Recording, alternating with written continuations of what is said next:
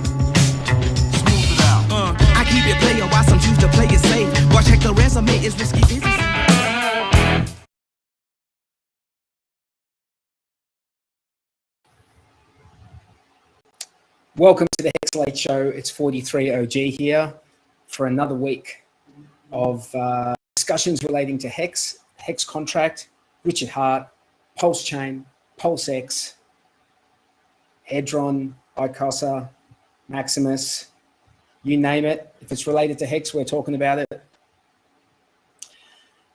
Let me bring up the guys. I've got Jexer at the back and I've got Blue Bum here. Hey, how are you guys? Hey Good, guys. good. Good. How are you guys going? You look like you just woke up, Bluey. Yeah, I did. I was kind of, but I did wake up. I wasn't sure whether I was going to. It's like 4:30 a.m. over here. Good job. Are you still in Vegas? No, I'm in LA. Oh, nice. Just yes, sorting a few passports and other issues. Yep. So Vegas, that's all done and dusted. There's no more events going now, or Done and dusted. I think Sammy might be leaving today, and Ty might be leaving today. They might be leaving together, and most people, have it's done and dusted. It's pretty awesome, hey. Yeah, all the things I've seen on Twitter and everything. Seems like it was a pretty good event. It came together really well, and I don't know if you've seen KG's little video that he threw up on Twitter. It's worth a watch. He was just unpacking his thoughts and feelings, and he said whenever he goes on an experience like that, he likes to think about it a little bit and what he got out of it. And yeah, it sounds like it was a really good event, and I think it gelled the community together a lot more as well when you actually meet people face to face, by the sound of it. I've got some photos. Yeah, it's very different meeting people face to face. Yeah, I've got some photos that Sammy sent through, so I might just throw them up and from the people that she met while she was. Can you guys see that? Black screen for me, but mine always does weird stuff. All right, here we go. Yeah. No. No, that's all good. Yeah, that's all good. Yeah, we can see that. Yep. So I don't know exactly who all the Sammys in the pictures. So if you guys know who these Hexicans are, or Pulsicans, I should say, yell out. Now, hard to keep up with everyone, isn't it? I'm not sure who that is. It's massive. Yeah. I think this lady has like some. I'm not sure what the name is of the food program she run. Like she makes MoFit. Yeah, that's it. What's it called? MoFit Meals or something along those lines. I have no idea who these people are. I can't remember everyone's names. Yeah. What a lovely group of ladies. And that's yeah. Okay. Yep. Oh, that's Tory, is it, or Jory? Jory? That's right. Yeah. Yeah. And I can't remember the other woman's name. Oh man, I didn't get anyone's We need name. Sammy. Yeah, it's hard when it's big group things like that, isn't it? Yeah. Is this Hex? Yeah, that's expensive taste. Oh yeah, it is. Yeah. I have no idea who these people are. Someone in the chat, if you know. Yeah, I'm not sure on that one. I know this guy. Brizology. Brizology. No, Oh Brizology. yeah, there's Briz Rags. and Is Brandon. this Rags Hex- Witches, yeah? Yeah, Hex Monkey, Rags okay. Witches. Yeah, and Hex Monkey.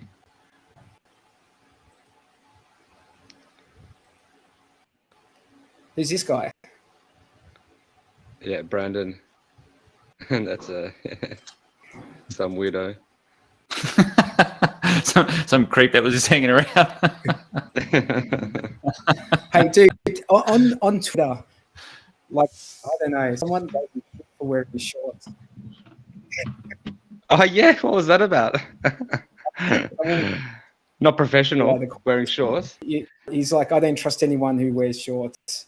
It's like, bro, if you know, like I wrote in that thread, if you know Bluey, you wouldn't trust him if he wears pants. Yeah. I was asked about 2 minutes before that happened to go up on stage. Oh, last minute, hey. Is it Golden Key?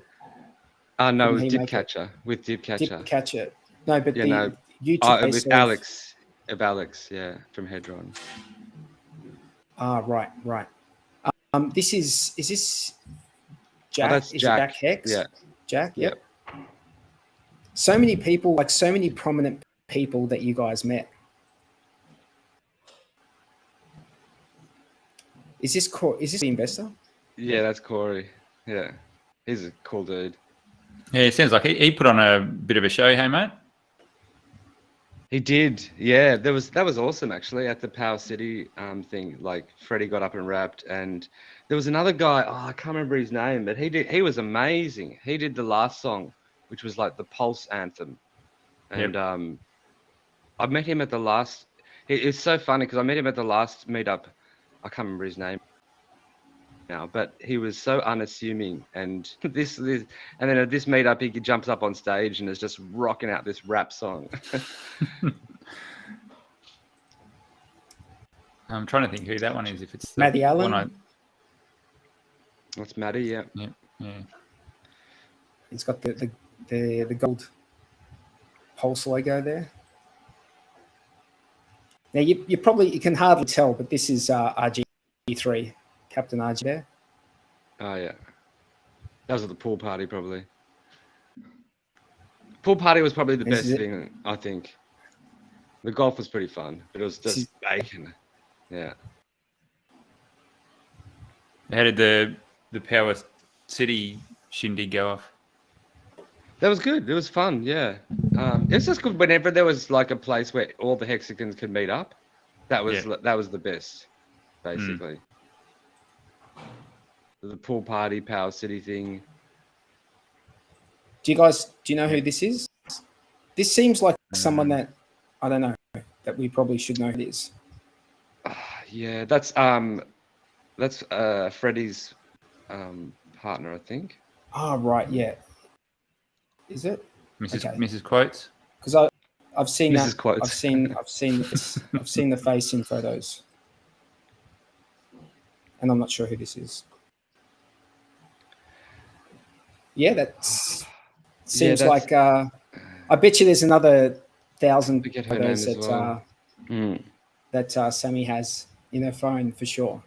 Yeah, Sammy did well. I'm terrible at photos and videos and all that kind of stuff. Capturing moments. Yeah. I'd sit there and talk and carry on and have drinks and that, and then after it I go, what was I doing that whole time? But I think it's more fun just to enjoy it and go with it, in the have the moment. memories. Yeah. It's good there's other people out there that take the photos. It's nice. It's nice to have like some recollection, like a photo memory of what went down. It's like it's nice. You don't want to be taking photos all night. You know that sort of ruins it. I do it all with my family. I mean, none of our family photos. I'm always behind the camera. So,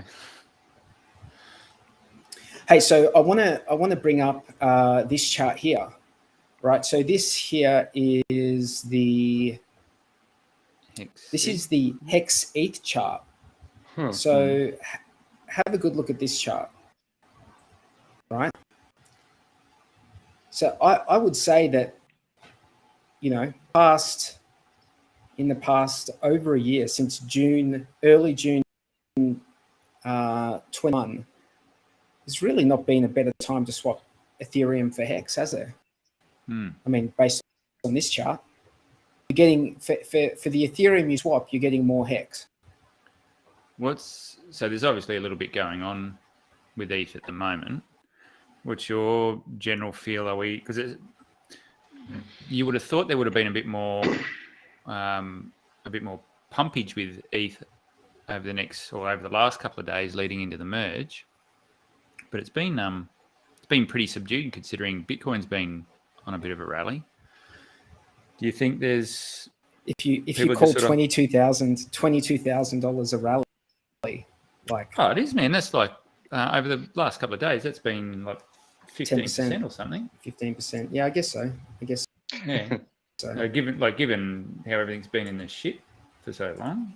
Let me just go back. But for it being the master of coin, you know. Oh yeah. The master of coin, and it's you know, we're at this price, you know, just below this price in 2017, 2018. Yeah. I mean, what's the why would it pump? Just because another fork is happening? Like no, just if you mean the potential, or you're saying the potential for the proof of work coins? Is that? No, I think that's a fair few. I reckon that's just a waste of time. I reckon you're chasing dreams if you're trying to cash in on that proof of work. Yeah, that's what I agree. Yeah. So then I'm not surprised that it hasn't pumped. It's more like once it moves into this next phase. So assuming it all goes smoothly, then I guess the value prop of ETH changes somewhat, where you move from miners dumping the price down every day to potentially deflationary if the gas rate gets up high enough, but at least not as inflationary. So I guess there's a pretty big dynamic, change in the dynamic of the actual coin. It's funny. I mean, the elephant in the room is the fees still, though, isn't it? Yeah, that's right. You got to get enough transactions to warrant the fees getting up. I think you need the rate to be up around 15 gwei or something, 15.4 gwei if you're being specific, and then it turns deflationary. And it's based on it's a ratio of how many stakers there are, and that's how you determine what the gas fee needs to be to go deflationary. But it was anywhere from somewhere like about, if there's less stakers, I think it lowers the rate, and if more stakers in it, it's higher, is the general theory from what I can see. But yeah, I just thought, given this is a pretty major event that's going on, and the fact that we've seen Bitcoin run up 15% in the last 4 or 5 days. The DXY changed direction in the last couple of days as well, and ETH, and for HEX for that matter, has stayed pretty sort of sideways. So I was a little bit surprised at it. I thought it might have got a bit more of a pump going into it and maybe a dump afterwards. Maybe people are a bit trepidatious as well, because it is kind of like another fork. And last I heard, like 16% of the clients hadn't taken the new thing, and so there was all these miners mining blocks which weren't. This is like that weren't valid or something, and so. I mean, it's a kind of time when you don't want to be doing too much, do you? Just in case. Yeah, that's right. Yeah, so someone's just said DJ Cryptomatic said 1 day, 15 hours away. So yeah, I think it's Friday Aussie time. I'm not sure exactly when, but shout out to DJ Cryptomatic. Yeah, we missed his music at the parties. Yeah, so it's going to be intriguing to see what happens over the next couple of days. And you should, like, if you're in HEX, you should be rooting for it to go very, very smoothly. And like, I don't think it's an us or them thing between Pulse and ETH getting to proof of the stake first or anything like that. I think anything that advances the technology and improves our user experience adds value to what we already hold. So I hope it goes really, really smoothly, to be honest. Yeah, big time. It's like a test almost in a way, isn't it? Of what's like the whole. I mean, it'd be interesting if they do the proof of work with the whole system state. It would be good. That is like a literal test of what. That is, that'll be interesting just from an observation point of view to see what breaks, what teams go across and support. Doesn't sound like they're ready for it though, does it? It sounds. I think they're cobbling it together at the last minute for the proof of work chain. I think they're just going to fork it and just see what happens, really. Yeah. I saw one podcast where they thought it might even just be a side chain they might do, like another EVM compatible kind of thing. But you couldn't do that with the taking the state, though, could you? I don't know. That'd be. You couldn't report back to main chain. Well, they want that. I mean, the whole value proposition would be taking the whole state. Yeah. I don't think they'd do it if they. No. We might as well just start a whole. But like like these other side chains like Poly or Polymatic. Yeah. Or Matic or whatever. Yeah. I think rather than actually forking. Yeah, that's right. Yeah. I think for what HEX was doing, it was important to fork the state so you could take all of the HEX across with it. But I don't know if the miners really care what goes along with it. They just want to be able to keep earning their fees by the sounds of it. Yeah. But they should care. Oh, they should, yeah. But because it's not gonna work. It's not gonna work out if nothing's usable. It has to be usable, and that's why PulseChain is going to be great.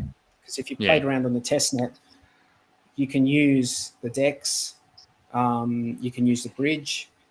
Things work and it's quick. And if you haven't, you can actually go. If anyone's watching and they don't know, you can use your current accounts and just change in MetaMask. You can go change the network over to PulseChain. You can get the details from is it pulsechain.com? I think if you go to PulseX, you can automatically connect to the chain from there. Oh, right. You can import the network settings. Yeah. It'll actually pop up and ask you to do it. So, do we still think 2022? I mean, we're. In a private group that we're having a chat with the other day, there was 3 of us on the panel, and I was probably the most pessimistic. I said, I reckon we're going to be waiting until early next year. Happy to be proven wrong. If it comes a bit earlier, yeah, all for it. Yeah. Oh, I've got a question for you, Jexa. So, am I right in saying that Liquid Loans has worked out the oracle that they're using, and the oracle is going to be called Teller? Yeah. So Teller's been around for a number of years. Operates on the ETH chain, on the Harmony network, and on Poly, on Matic. Yeah. And they'll be supporting PulseChain, obviously. Yeah. No, they're dead keen, man. Yeah, they're a really, really good team. Nice team. They were, from the moment we started discussions with those guys, they were, they know of Richard and they understand the history there and the feeling through the wider space. But they were happy to come across. And let's face it, they're up against this juggernaut of Chainlink. So anything that helps grow their protocol they want to be a part of as well, and they want to be multi-chain. And there's a lot of other teams that just want to stick in their lane on ETH and don't want to go across to other chains and things like that. But we're finding more and more now that they want to be multi-chain. But these guys were super keen to help out. Already launched the Oracle contract on testnet. And you would have seen, if you've been paying attention to Jesse's tweets, a tweet came out yesterday where now the bridge, you can actually bridge over from Rinkeby. You can bridge Teller tributes, so TRB tokens, across to the testnet. And that's not something, so here's something that people may not understand. So I thought with the bridge, it would be a simple case of if you had a token on Ethereum, and you wanted to bring it across, you would just send it to the bridge and there'd be some sort of process that would generate the new token for you on the PulseChain side. And that's not the case. Like every token that wants to be bridged across, the team have to manually set that up. So they've got to enable it in the bridge and make sure that the token on the other side gets generated. So so the Teller guys have been working with the guys that have been doing the bridge on PulseChain, and they've enabled all that. So now that comes across. And the reason for doing that is what makes oracles secure is a number of different things. So it's where they get their data from, how decentralized they are, how open to manipulation they are, but also how much does it cost if you wanted to attack that network. So it's important to bring the value that Teller have already built across these other chains and bring that across to PulseChain. And the simple thing you could have done is just relaunch new tokens on PulseChain, Pulse TRB or whatever you wanted to call it. But then you've got to build all the value back into the network, and they've got existing reporters that hold TRB and all that sort of stuff. So you really want to bring all those guys along for the ride, and it does two things. It means now they've got all these reporters running that they can now point towards PulseChain and make more money if you're a reporter. But it also means you're introducing those guys that are already operating on other chains to, okay, come across and have a look at PulseChain. And yeah, you can point your reporter here and make some money, but you can also see that you've got all your own shit on the chain as well, and you can actually use it. So I think it's from an awareness point of view and bringing people across, I think that was a massive win. I think it's been understated in the community. So how does their token work? Like if you have a server and you want to give a price feed, you can earn this token by doing that or something, or? Yeah, so there's okay, we'll have a quick chat about it. In essence, if I want a price feed of something, I let it be known through a contract that I want the price feed of Pulse in USD, and the protocol builds up a little bucket where if someone reports that price, they can get the fees that are tipped into that bucket. Or me as a protocol operator, let's say I want to reward someone to report the price more frequently, I can send Teller tributes to this bucket more frequently or more of it, and that will encourage the reporters to more frequently send price updates to the chain. So it's pretty competitive. You've got a number of different reporters that will be, as soon as that bucket fills up and the fees in that bucket outweigh any gas costs, they'll report so they can get those fees. So they're just constantly sniping for fees across all different price feeds.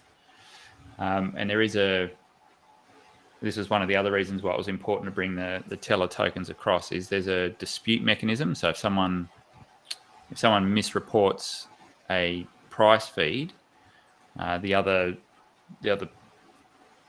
either me as a protocol operator or one of the other reporters can flag that there's a discrepancy there and put it into a dispute mode.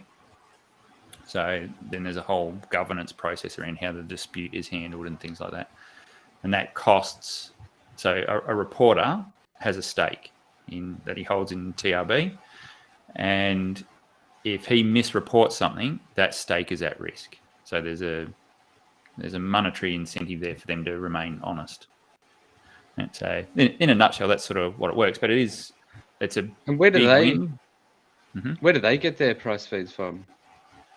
Yeah, so that's the thing that people don't realize we need more of in PulseChain.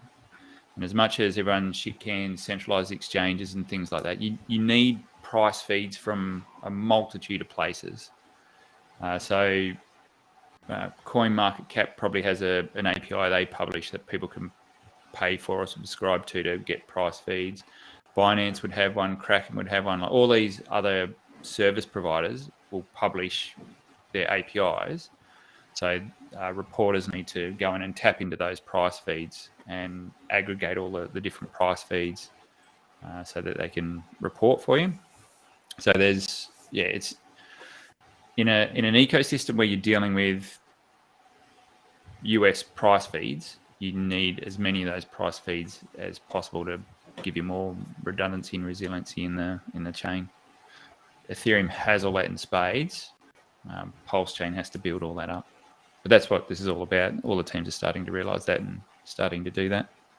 I know of another team that's working on another important component, which I won't say anything more about tonight, but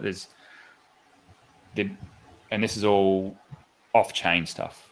So this is off-chain stuff that people are bringing to the network, which is really, we need it all. So yeah, it'll evolve over time. And the good thing is that in the background, all these teams that you see building things, they're all working together. They're all got a reliance on similar services. So it'll all come through with time. What I hope we get right is we've got the benefit of hindsight. So a lot of the stuff that happens on Ethereum now, we're all about decentralization, but then we have services that like Infura that got built and Alchemy that got built, which are highly centralized because everyone that writes an app relies on those guys for talking to RPC nodes. I hope what we can do in PulseChain is maybe not replicate that same shit where we build all the same dependencies we have there, where we can do it in a more decentralized way. Yeah, so I'm hoping that we've learned a little bit and we can implement some of those the newer ways of doing things and disregard some of the shitty ways that have just evolved. It's funny, you start off decentralized, but then you end up gravitating back to having very centralized components. Well, that's the thing. Like with those oracles, like you'd imagine, okay, they find the cheapest API they can get away with to give the price feed to get these tokens or whatever. And it's like, will that kind of centralize to just the cheapest price feed API that they can get away with? No, I mean, when you say cheapest, like you've got PulseX, you can pull price feeds from there, and that doesn't cost anything. Yeah, no, we're talking about like other chain stuff, like the USD price basically coming in, hey, but Ethereum or Bitcoin. Yeah.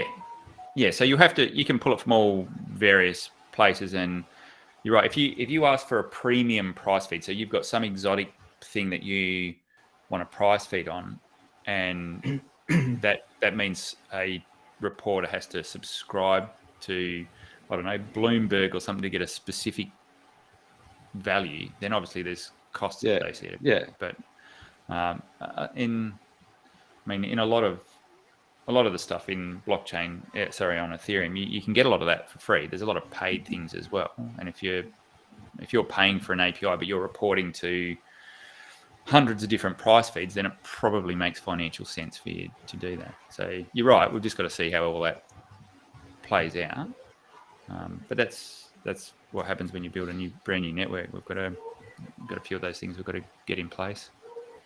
Am I right in thinking that like one of the major price feeds that you need is like a US dollar price feed? Is that what you need? Yeah.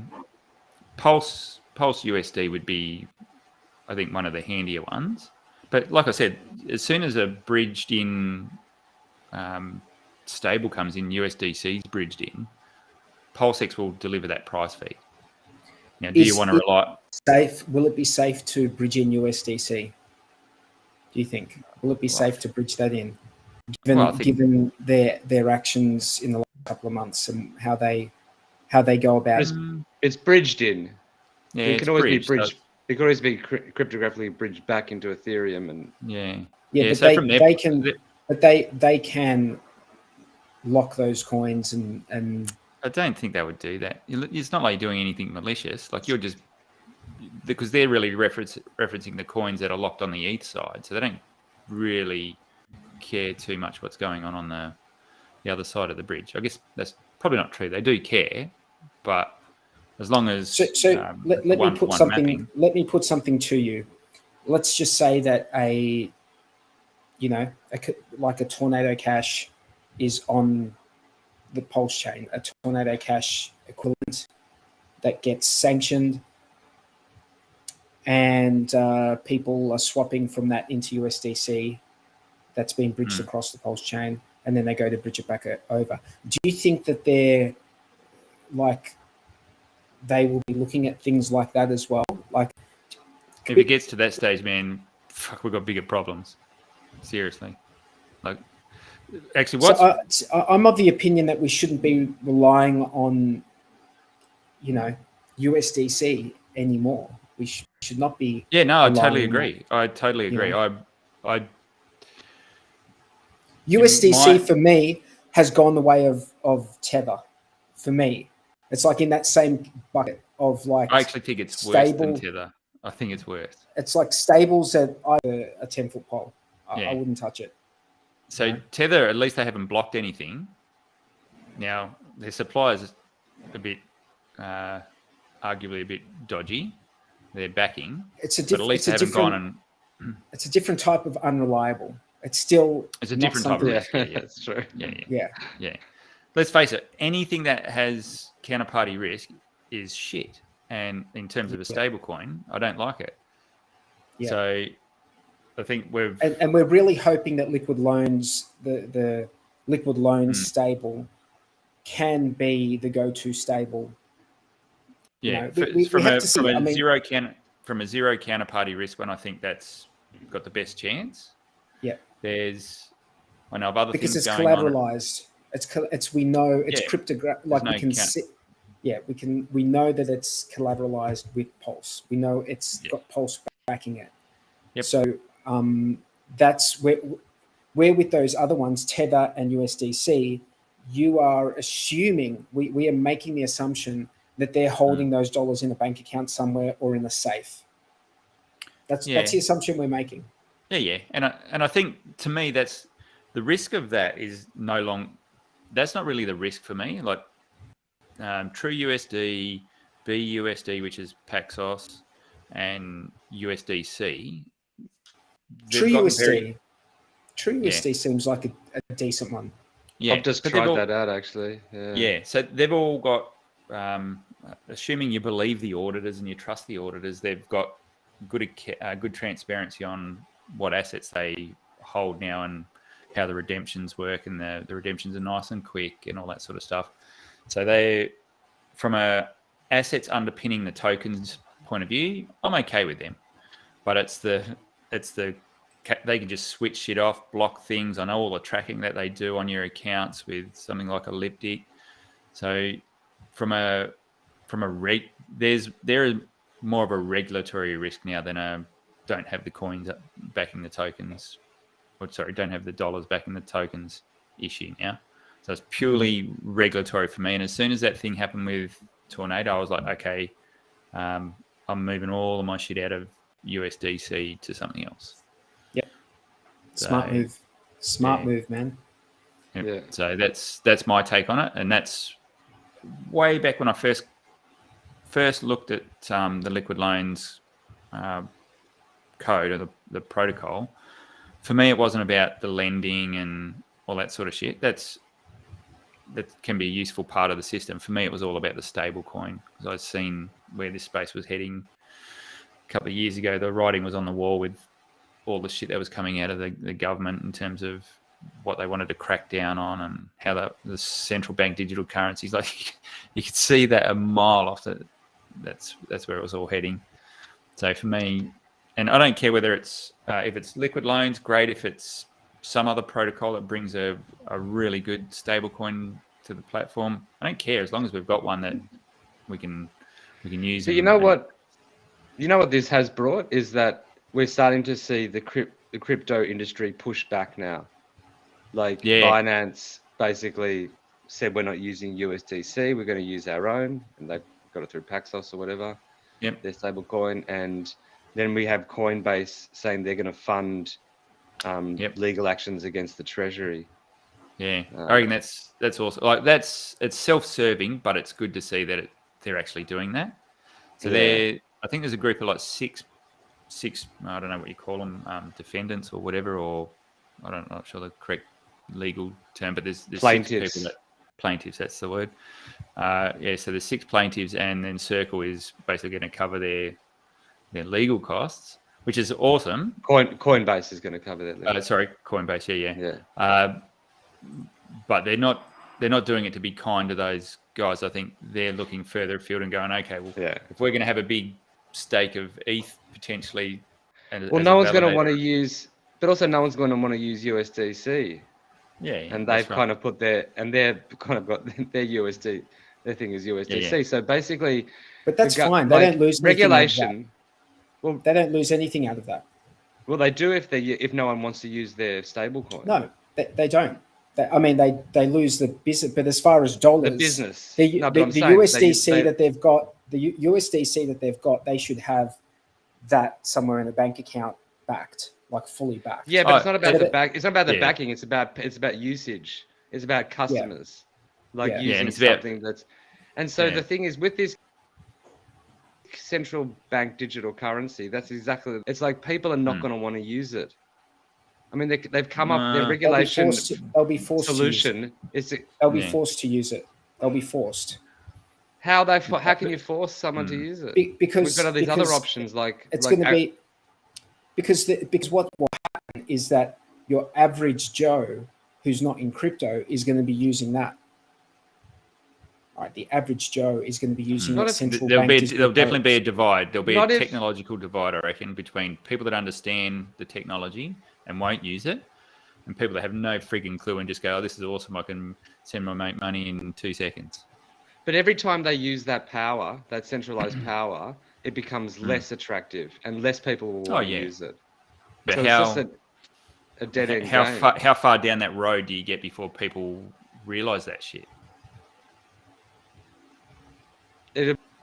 I think they can both coexist for a period of time. They can coexist. And I think that the central bank digital currency is going to bring more adoption to real crypto. I think people are going to be in crypto. Ironically, that's what could happen. Yeah. It's so funny that there's solutions they come up with for regulation. And they're all going to come short, aren't they? It's going to be interesting to see what happens over the next 20. It's going to be 20, 30 years, right? It's going to be like 20, 30 years of just. It's going to be that long? Yeah. I think it could be quicker than that. I don't think so, man. I think they can kick the can down the road for a long time. You reckon? I think they're pretty keen to get something in place. When it happens quickly. I think. Yeah. It seems the speed with which they're trying to do this has ramped up a lot the last year or two. Maybe I didn't explain what I was. I think the central bank digital currency will come in pretty quickly, but I think it's going to be 20, 30 years before that isn't working the way they want it. Like before we realize, well, not us, but I think it'll be I think about 3 months. The wider 3 months, you reckon? Someone's going to hack it. You really don't have much faith in governments. At all. Well, first of all, it's a honeypot. So every hacker and their dog is going to be they do apparently they hack Swift all the time. We just don't hear about it. Yeah, this is something they want to advertise. People would want to do it. That's the other thing about a centralized entity. A centralized entity is the target. You've got a target. Hackers have a target, And I'll guarantee you, governments it's a won't come victimless up crime. with a technological solution to stop. Yeah, it's a victimless crime. Human So innovation. no harm, no foul if you're going after the government stablecoin. Yeah. So this what's going to be interesting to watch is how we've had a couple of countries make Bitcoin legal tender in the last year. So what's going to be interesting to watch is when we have our next, if the next all-time high in Bitcoin happens, and those guys are no longer in the red, they're in the black, and they've done really well. I wonder whether that's going to encourage some other states to do the same. Because right now it's not looking like. And what's interesting, they should probably be getting in now because prices are a bit lower than what they were before. But they'll probably get in at the highs. They'll probably get in at the highs, just like noobs. My thoughts on that is it's less about the speculative play. So it's more about if someone, and I think I can't bring up the sources, but there was two. There was one to do with Russia accepting crypto for oil, and I think it was Iran or something that was going to do like 10. Yeah. Iran was it? Yeah, was going to do a $10 million payment with crypto or something. Yeah, so looking at it. Yeah. So it's less about I want to buy it for the speculative nature. It's okay, there's all these sanctions in place, but we can freely move currency. We can move value between our countries using it. They don't need to be exposed to it for any length of time. It's do what you need to do, and you're out of it again. So it's just that value transfer, that remittance type stuff across border, where you got to avoid all these sanctions. Yeah, the problem is the volatility. The problem is the volatility still. Like you don't have a stable kind of price really when you're transacting at that level. But when you start using, and that's the importance of the stablecoin thing as well. So when you start using stablecoins for that, it's just all you're worried about is the rails that you can move value across. Yeah, maybe, but that means coming up with I mean, the BRICS nations like Brazil, Russia, India, South Africa, China. It looks like they're going to be coming up with their own kind of currency, and other countries are going to drift over to using their kind of financial system, because the American one is just full of censorship and restrictions and. It's not. They're printing ad infinitum, and it's not fair, and it's all. And everyone else has to wear the. So that's so you've got one country that's printing its money and then buying services off of other countries. So you're basically getting all these services for cents on the dollar, really. It's not good for them. So that will change. It'll take a little bit. So maybe the nations, like they're gonna, I think they could come up with a basket of currencies or something like that. But maybe they come up with some sort of. I don't see how they come up with a crypto though, because they still want to have control over all of their stuff. Countries are never going to want to give up control over their money. But that's the thing though. So what we've just seen play out, particularly with Russia and the sanctions, and that basically froze all of their assets of the country. Like once you start, but they didn't give a shit. But Russia didn't give a shit because that's right. Anyway. Yeah, that's right. Yeah. Well, I'm sure they gave a shit, but and if you were a wealthy they were person, prepared for shit it. just got seized. Yeah. But my point is, if you've got an asset, and I think Bitcoin is starting to do this pretty well. If you've got an asset that one country can look at and go, I know no other country can sanction me when I use it. That's pretty damn attractive, because then it removes that trust factor out of it. And that's the problem at the moment, is that there's too much trust built into the US dollar system. So but that's where it'll be. There's still going to be trust. Use. Like if Iran wants to buy oil from Russia, what will they use? There's still trust. Jexa, because let's say you buy oil from Russia, they send the oil over. They still have to trust that country is going to pay them and send that. That's a different level of trust. But you're not trusting the payment rails, though. You're not. If someone refuses to pay, you can have a scroll. There's less trust involved. There's just like party to party trust. Like with no one in the middle.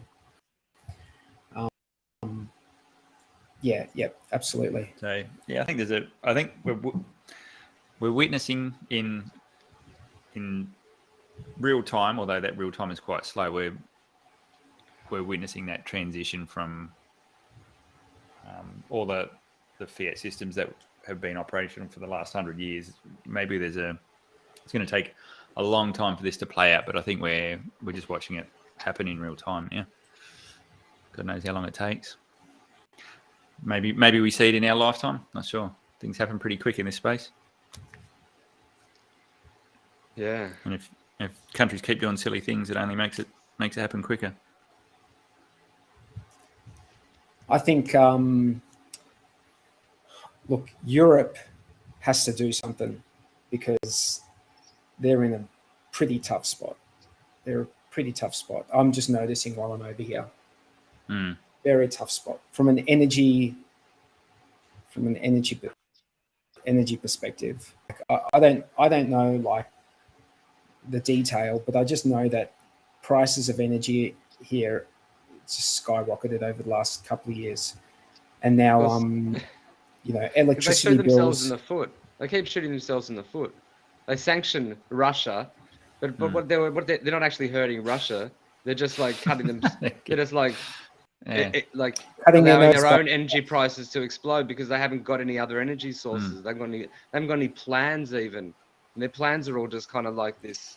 Their imagination. They have a plan. They announced not long ago in the EU that they're going to phase out all diesel motors by 2035. Now, I'm just like looking around where I am, like everyone's driving a diesel car, and everyone does their work on the I'm in a rural type area, and everyone's like farming the land which run on diesel. So unless there's some like magical technology that's gonna, you're gonna be able to retrofit to a 1950s tractor to make that tractor work electric without diesel. And then even when it is electric, where are you getting this electricity from? That's just shot up in price. Yeah. So what's the general feel over there, 43? Like the people, they're sitting there shaking their head, going, "What's their government doing?" Or are they just oblivious? Or people have just got their hands in their hair, just like there's no one to choose from a political perspective. Like, who do we choose? Like, nothing we do, no one we vote for makes anything better, right? And they're just like, they feel completely helpless. And I have this discussion with people, and then I immediately segue into crypto with them. I'm just like, and they just don't like it. It's hard to convey how crypto is going to make the difference. It's going to make the difference if they get into that, because what you're doing is you're not supporting that financial system, in the same way when you're fully in that legacy system. If you're in crypto, then you've got 1 foot over here, but you've also got 1 foot over here. But yeah, dude, they're just like, there's nothing we can do about it. That's like, most people just feel helpless that there's nothing they can do about it, Yeah, it's interesting times. You just sit back and you're watching it all unfold, and how can you seriously make? And obviously, there's a lot more going on that we don't understand, or we think we don't understand. But how can they repeatedly make just such stupid decisions and lead? Because the right hand doesn't know what the left hand. Yeah, the right hand does not know what the left hand's doing. It's not, the system is not. It's not a good system.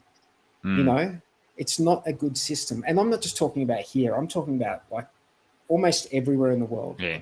It's not a good system, because all the politicians, they know all the loopholes. It's not.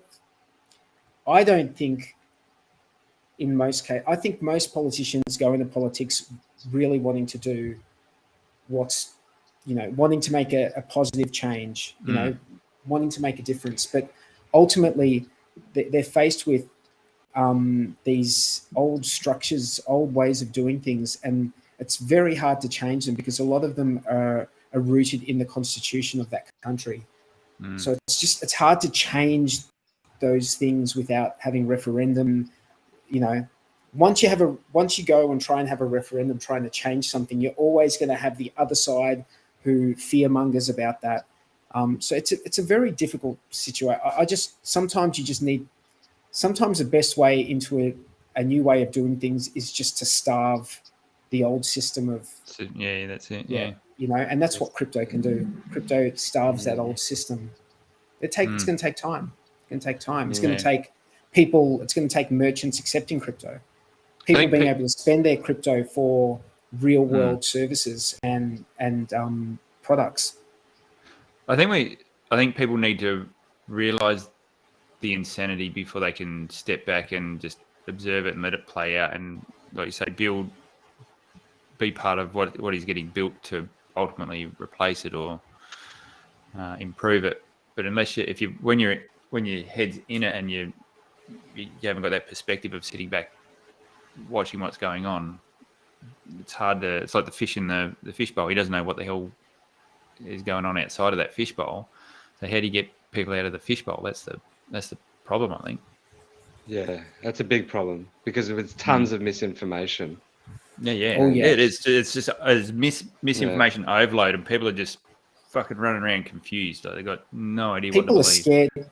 People are scared. When you mention crypto, like the people I mentioned crypto, they think you're seriously.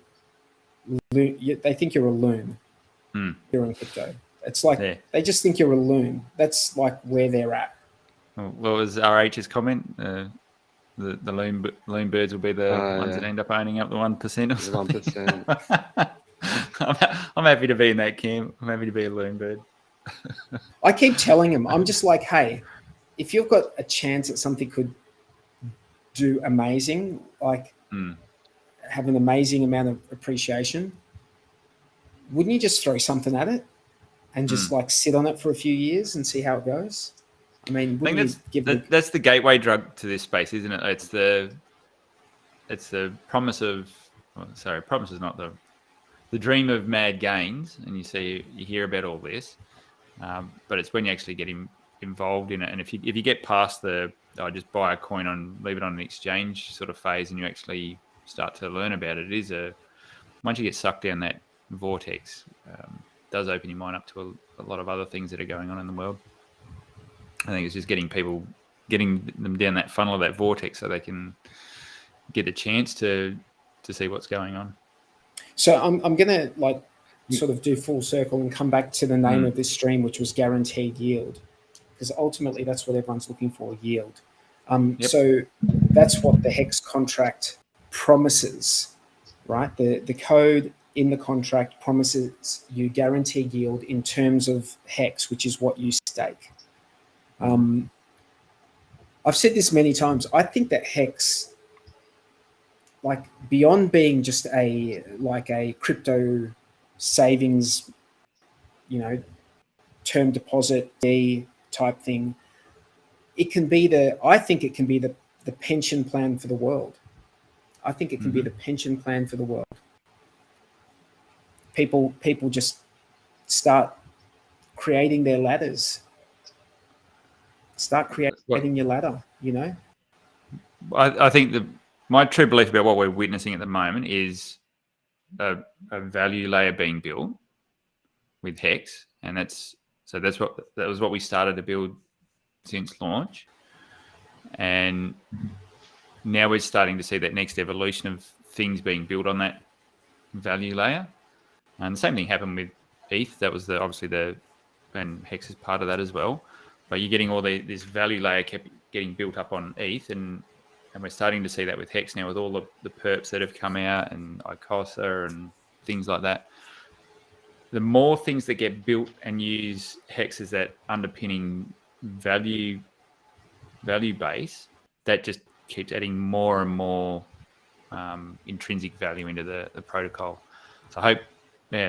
It's been awesome. This past 12 months has just been fantastic. Just everything that's come out and how the system is, the ecosystem has sort of grown. And when PulseChain hits, man, it's the lid's coming off that because that's a game changer. Yeah. Yeah. I'm still hoping it comes out in the next few months. Like, I'd love to see it, man. I'd love to see it come out in the next couple of months for sure. I'd love to see it come out before the Hedron auctions start, so you can have those on both chains. Yeah, we've been living in a little bit of a bizarro world. Well, not bizarro world, but we've been given a bit of a gift with ETH fees lately. Like everything we do in Hedron, in HEX, it's very gas intensive to do all this shit. We've been given a reprieve over the last probably 3 or 4 months. So that's been really nice to be able to tinker with all of these things on the ETH network and do a lot of the stuff that would normally just be cost prohibitive for people to do. So that's been a nice reprieve. And so I think we've got to be grateful that we've had that bit of space to breathe. And I mean, paying 5 gwei and 6 gwei for transactions feels luxurious, doesn't it? It does. and it's still a rot, but it feels good. I've been doing a lot on Polygon the last couple of weeks, and pretty much every transaction is a cent. And it feels nice to be on a network where you can actually use things and not worry about the cost of doing the transactions. Yeah. And I think Pulse is going to be even a lot more cheaper than that. So yeah, it'll just be a bit of a playground, I think. We'll be ending stakes on Ethereum and crying. We'll be crying because of the fees, and then we'll go over the Pulse and end our stakes, and it's going to be like a couple of bucks. Yeah, like a few dollars. Not in even saying that, if you intend to keep your stuff on ETH, and I think everyone should, especially if you lock for 15 years, you've got no damn choice. You probably, while the market's depressed, you probably want to start banking a little bit of ETH as well, just to leave a little bit in your account so that if it does get a little bit silly later on. And that's really the value proposition of these perpetuals. Like it's that. Yeah, it's the hedge. It's the hedge against paying a massive end stake fee. Yeah, I know the guys have been hammering that pretty hard lately with the being a big play. And I guess if you're coming in with smaller amounts, then yeah, for sure. Yep. Yeah. It's not so much for the larger players. Yeah, that's right. Yeah. But I think I should probably unmute myself when I start talking. Hey. Yeah, that helps. I was just saying that for people who have small amounts of HEX, the Maximus contracts are a great option for you because they basically all the costs of end staking are shared. Essentially, those costs are shared between everyone, or someone could just pay it. A big player could just come along and pay it. But essentially what we expect to happen is we expect people to be asked if they want to contribute to a pool to pay for it. And then it wouldn't take much. It wouldn't take much from everyone who's contributing to it. So that's a really good option for people who have smaller amounts they want to stake. You can get into those pools. Do we know how long that the Maximus, they're doing something at the moment, the team sacrifice? Do we know? Let me just have a look. I had their stuff a minute ago. It was 21 days, so it's only got like less than 2 weeks probably. So September 27th is when it finishes. 2 weeks. Yeah, and so just a quick while we're on the subject, we might as well run down how they're going. So just in the perps, so the perps are the 1 year, 3 year, 7 year, and 10 year stake pools. So the base one's got nearly 16 mil HEX being pulled into that. Trio, the 3D one, just over 16 mil. Lucky, just over 14 mil. And the most popular one is, which you'd expect, is the 10-year one, Deci, which is just shy of 59 million HEX been put in there now. So we're about halfway, not even halfway through that process. So I think do we that'll think get the to, DESI? Do you think we could get to the 150 on the DESI? I reckon it will. Yeah, I reckon that it will. sounds like it will. Yeah. Yeah, I think there might be a little bit of a flurry towards the end. Yeah, I think some of the bigger players sit back and they probably wait and see what's happening, and then if they think it's going to get there, then they just start chucking their amounts if they think that they can get to that 150. That 150 is what guarantees the bigger pays better, the maximum bigger pays better bonus. The maximum amount. Yeah. So they've done really well. While we're on the Maximus stuff, so they've over the last 24 hours made some more suggestions and improvements. So they're actually creating a diamond hands contract for each of the pools. So the beauty of coming into these pools is they're gas efficient. The downside is you are not locked. So you get into that. The beauty of the HEX stakes is it stops you doing dumb stuff when the price is down, selling or getting out too early. And with these liquid stakes, with the pools that are, I guess, have a liquidity aspect to them, you can sell your tokens whenever you like. So you're not. These derivative tokens are not. They're not locked in the same way the HEX. Locked. Yeah, that's right. So with the diamond hands contract, it will lock for the same period as the stake is set. So if you do the base contract, you'll be locked for a year. If you go into the diamond hands contract, if you do trio, 3 years, 7 years for lucky, and obviously 10 years for DESI. So you'll be. And it's basically that there'll be penalties for people to go early, and those penalties go to the people who held on. Yeah, which in two minds about it. I don't know. Probably some to team. Yeah. No, I don't. Good one, is it? Yeah, it's sort of like it becomes like a proof of weak hands. Not that it is. Yeah, but it's. But also, you've gone to make this perpetual, which has the added value of having liquidity. Yeah. And then you go and put that into something because it's based on. Basically, other people are going to be giving you the penalties. That's what your thought has to be. That's why the other people are going to lock and then... Or to this whole narrative of save yourself from yourself or whatever, which... I mean, you can still emergency end stake, so it's still... The truth engine is still there. Yeah. So it's an add-on. You don't have to use it. Be interesting to see whether people do or not. I'm in... two minds about it, but hey, some people may genuinely be using this for the gas savings and do want to lock up. The shame of it is you can't lock to get a reward. You can lock in the hopes that other people unlock and you get rewarded. So and I understand totally why it's like that, because where do you get that yield from? It's got to come from somewhere if you're going to do that sort of thing. So it's and you don't want to add another token on it that's going to be a yield token for that. It's getting a bit silly then. So yeah, we're going to see that though. It's not going to take too much time, man. For sure. It's not going to take too much time for people to come up with all sorts of things. So can you stake your HSIs? Can you stake your HSIs? No, not currently, but. Not currently. I don't see why you couldn't.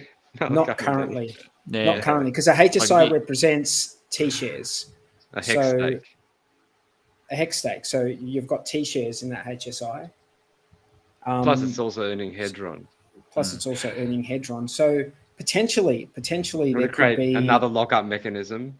Well, that's the thing. It actually makes sense to make a lockup mechanism for your HSI. Because it makes sense. It actually makes sense. So there's going to be so many, think about, we're just talking about these tokens right now, like the stuff in Maximus DAO and the Hedron ICOSA ecosystem. But when PulseX comes out, and then you've got, the incentive token, and there's going to be so much stuff for us to, I don't know if I don't know if I'm going to be able to, get my head around all of them, or if I want to get my head around all of them. Like, I'm sure Brewy will. This is the Brewy's exact way that. This is exactly what's happened on all the other chains with all we create these Lego blocks, so then people start building weird shit with them. That's what's going to happen. That's it. They don't follow the instructions. They start building weird stuff. So hang on, no, Django Monkey, Mango Junkie.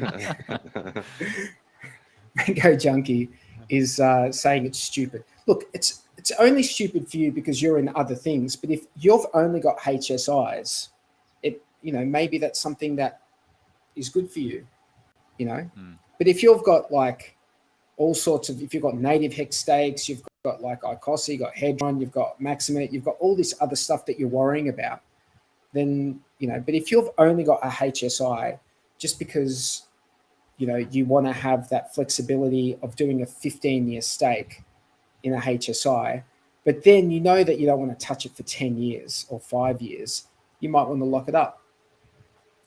I think that's an idea for someone out there to make a contract, because it doesn't have to be Alex who makes that contract. Anyone can make that contract. That might be, I was just trying to think whether you could stake it and get incentive tokens. Who knows? Yeah, you'd have to have an incentive. Otherwise, you're just locking up, and there's no what's the value in that? Just extra extra layers of it is of risk, basically. Yeah. I'm sure someone will come with something clever where you can use your HSI as collateral for other lending protocols and things like that, for sure. That's exactly what it lends itself to. So, a lending protocol could be interesting, I suppose. Yep. I know. I'm just thinking now, like that. That's actually quite interesting. If you, much like you, but then you get into like. I mean, that's the thing. You end up down that same road. Yeah, and it's kind of like, this is why that Alex invented Hedron, so that that's you could exactly right. Eventually get loans out against the asset. Yeah. It's a bit like Inception, isn't it? Just layer upon layer upon layer. Well, that's it. You get diminishing returns, and you also get like way too much complexity. Complexity, yeah. Yep. Although that means there's a lot of opportunity, because a lot of people making mistakes as well. Yep. Yeah. So, but as long, going back to what we said, this is all cool stuff that's getting built on that and our base layer of HEX. So this is all adding value to the system. It's locking up HEX. It's basically locking away HEX. That's the value. It locks it up way into the future. So it takes it out of supply, and Yeah.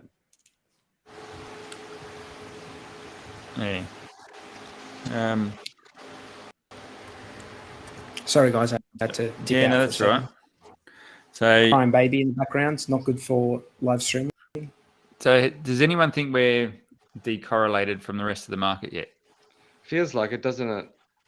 We've watched Bitcoin go up 15%. But ETH didn't go up, hey? ETH didn't go up much. A lot of the other market where Bitcoin going up, there was a few things that had turned green. We haven't. We've just gone straight sideways. But we've had, I don't know if you've been paying attention, we've had a bit of headwinds. They've had a couple of accounts that have been offloading a fair bit of HEX recently.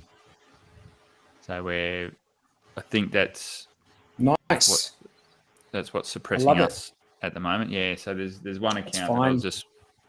Yeah, that's fine. One account that's just started up again today, and they've got another 50 million liquid HEX that they've got sitting in their wallet. Not sure if they're intent on unloading all of that. They've got one on that one wallet. They've got one other stake, which is 11 million HEX pushed out for till 2030. So they're somewhat committed to the system. They've got a pretty decent length stake sitting out there.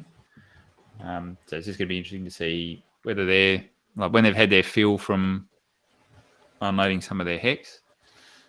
Hopefully that they decide to not be too greedy, leave a little bit on the table, and that might free up a bit of pressure for us to go up a little bit. But we've had 2 pretty big accounts dumping a fair bit of HEX, but they've done it in a semi-responsible way. So they haven't just sort of nuked it. They've just been inching out the whole way, and one of them set up a liquidity position as well. Can't remember the range they've done it, but they've done a one-sided liquidity where the price will have to move through their tokens. So I think I don't think they're not malicious. They're just taking a little bit of profit. So good to see they're doing it at the bottom. Have you been watching Godwale? No. I've seen he done like 5 trillion Hedron stake or something. Yeah, 4.2 trillion. Yeah.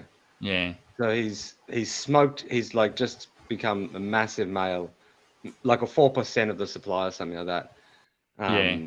Staked Hedron. Staked in Hedron, which means we'll be getting a ton of Icosa in a year's time. So he'll have a big position in that as well. But the other little secret is that he's also been selling a bit of HEX for USDC. Right. Okay. So what's a little bit of HEX? I can't remember the thing, so you'll have to go and research that yourself. But yeah. I think I was checking out that. Is that the C5 wallet or something? Is that one? I can't remember. These are talks I was having with people. So I haven't. I mean, I saw the transactions, but I can't remember his address. Are they one of the biggest holders of HEX? Yeah, it's the Godwale that doubled the price back in April. Okay.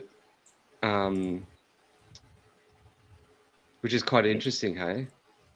Moved at a similar time with Hedron, where he's just like staked an absolute ton of it. Yep.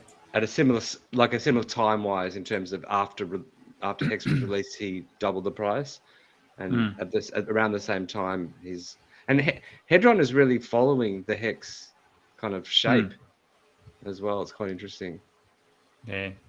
Do you think it might have a similar sort of performance then, mate? Well, of course, I'm hoping that.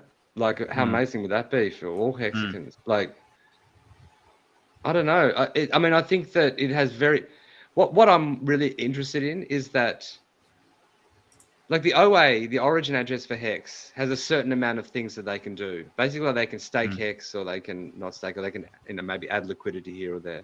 Yep. But the SA, the source address, and the Hedron deployer have so many tools, so many like levers that they can pull, making HSIs, selling them to Icosa, burning this, that. It's like he can keep funneling, he can keep giving HSIs to the auctions, and that's all burning Hedron, and that burning Hedron is coming out as Icosa. So it's the flow address, that's different to the SAs. The flow address just received. They're 2 different addresses, yeah. Yeah, so that just received anything that was put into the WhatsApp pool. Is that correct? Yes, the Hedron deployer got all of that was put in for WhatsApp. So that's what they call the flow address. Is that right? Yeah. Yeah. So now that's got a pool of assets sitting there that it can do something with as well. It's as big as Maxi Whale. Yep.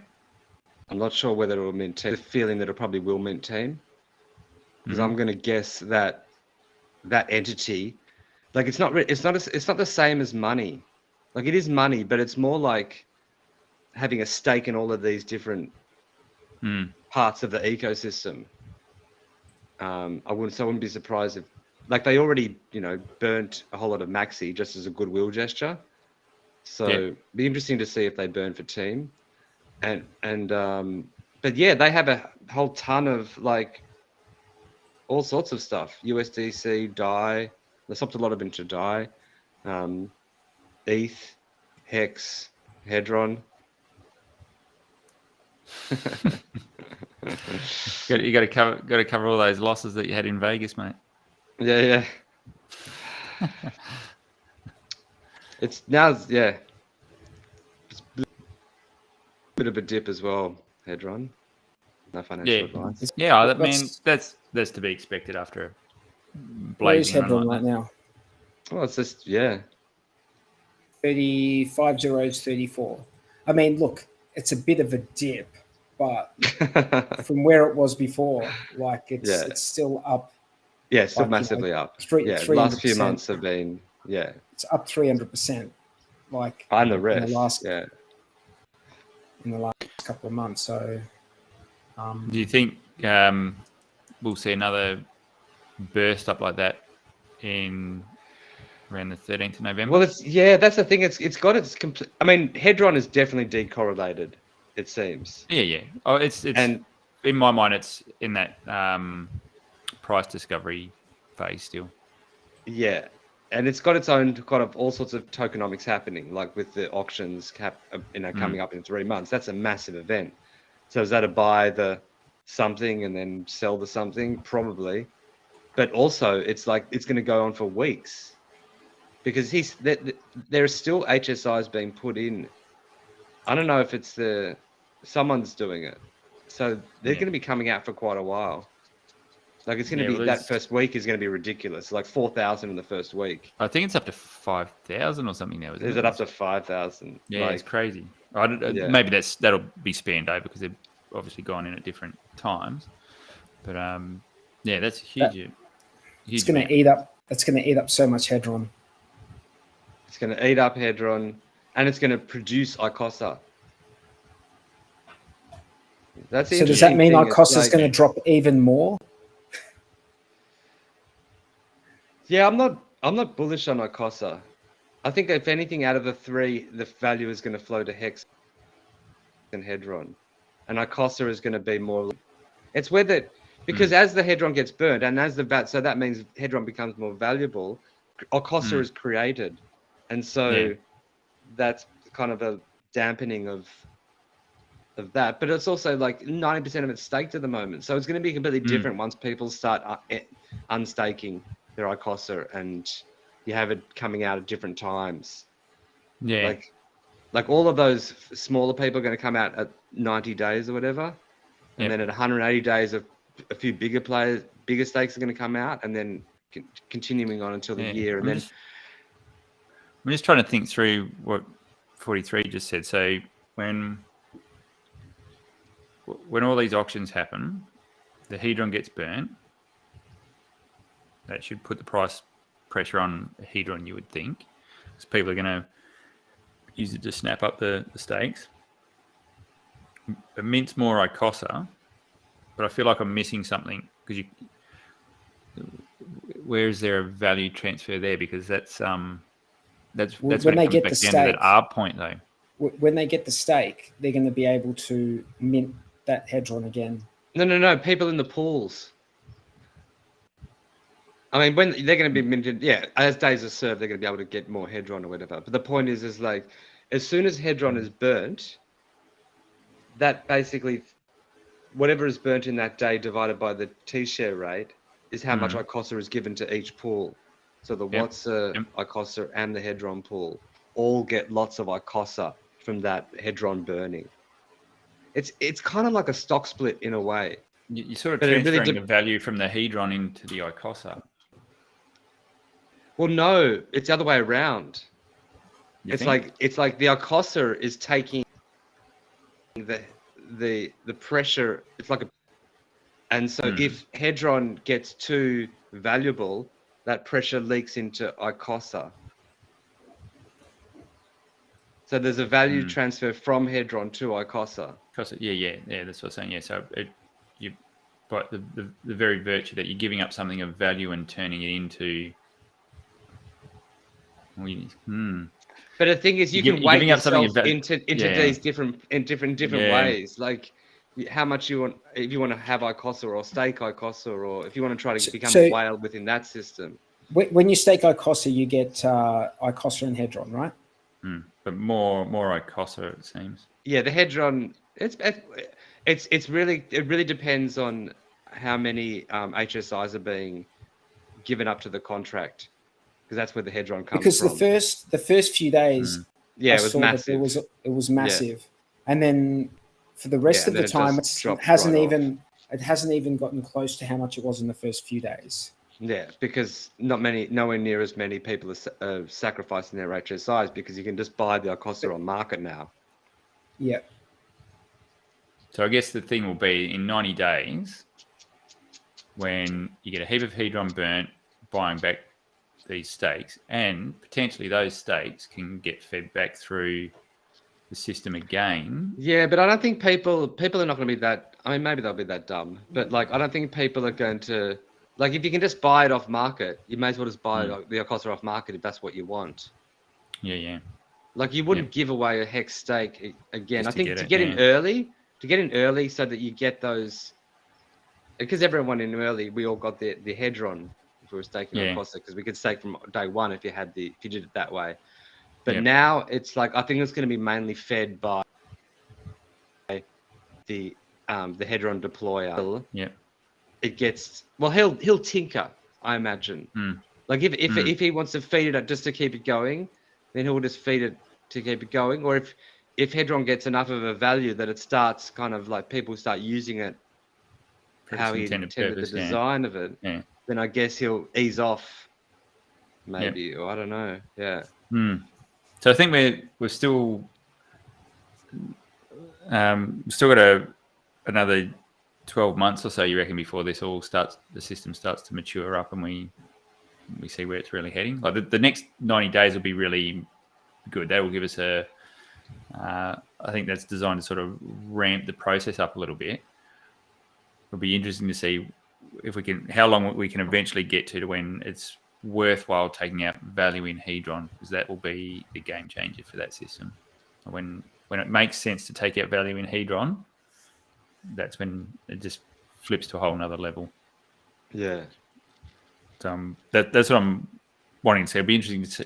We thought it'd be a couple of years. That was before we knew everything about Icosa. I think that's brought it forward. So maybe it's a 12-month sort of thing to see all this mature, and it depends what happens with HEX and stuff as well.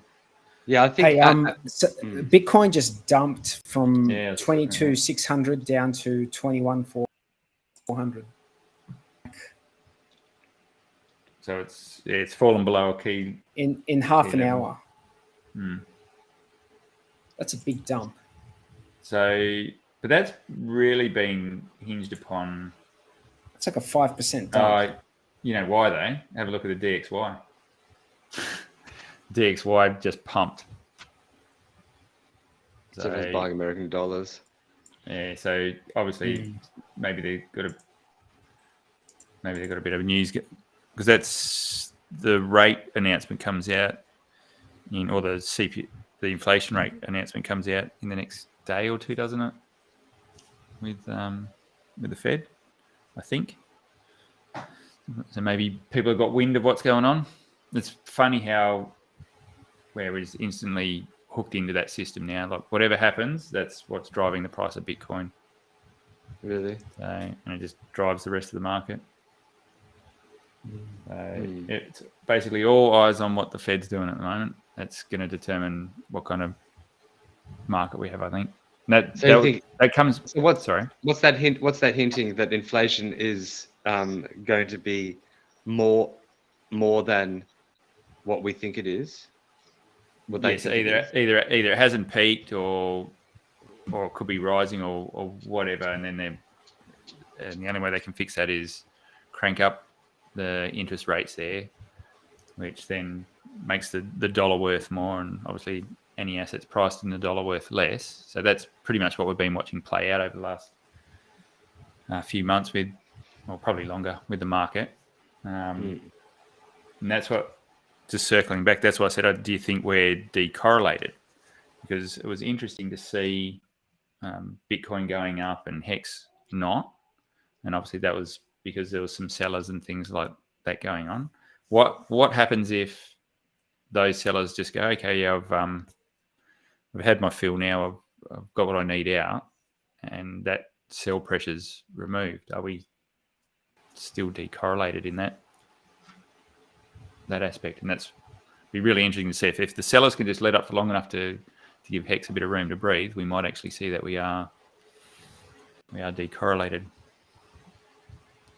Just hoping they ease up enough so we can get a little bit of breathing space.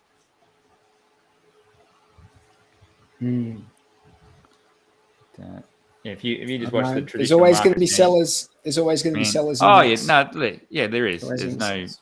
Yeah. Oh, there's always going to be sellers in every bloody asset. That's yeah. I mean, you just need more people buying than selling. That's all we need. But, you know, I think hoping that people don't sell is probably, in my opinion, the wrong focus. We need to focus on you know, spreading the word, and that's why we do this show. We do this show to spread the word about HEX and what an amazing innovation it is in as far as smart contracts go. And if you don't know about it, go to hex.com and start learning. It looks like everything's getting absolutely murdered at the moment. While we're on stream, based off the back of that. So maybe there's some news that's come out about the Fed or something. I'm not sure, but people are saying Hedron's dumping. Maybe we've got the everything drop. No, let's have a quick look. Yeah, so everything's getting smashed at the moment. Yep, HEX is dropping. Yep. Oh yeah. Cheap HEX. What's ETH doing? Yeah, it's down 7%. ETH's down 7%. Yeah, so everything's just been blitzed. So I think we're so linked to the broader macro stuff at the moment. It's not funny. Until you start getting some good news there, I think it's going to be hard for the market to go up. Yep. So in the meantime, stake your HEX and earn more HEX. Yeah, get more HEX. If you're going to be sitting on it, you might as well stake it. Yeah. Which is just not going to be selling because of the price. Just stake it. Stake it and get some more, eh? Because someone was saying in the chat earlier on that if you stake for 7 years, you're getting about 30% APY. So 30% APY for 7 years, you know, that's 30% on 30%. For 7 years is 210%, which is a 3x. So 3x. Phil B's just put some metrics in there. So that was just released, was it, Phil? So it's just been made public or something? So it's just 0.2% higher than expected. Yep. Give this dump about, 2 or 3 days? A few hours?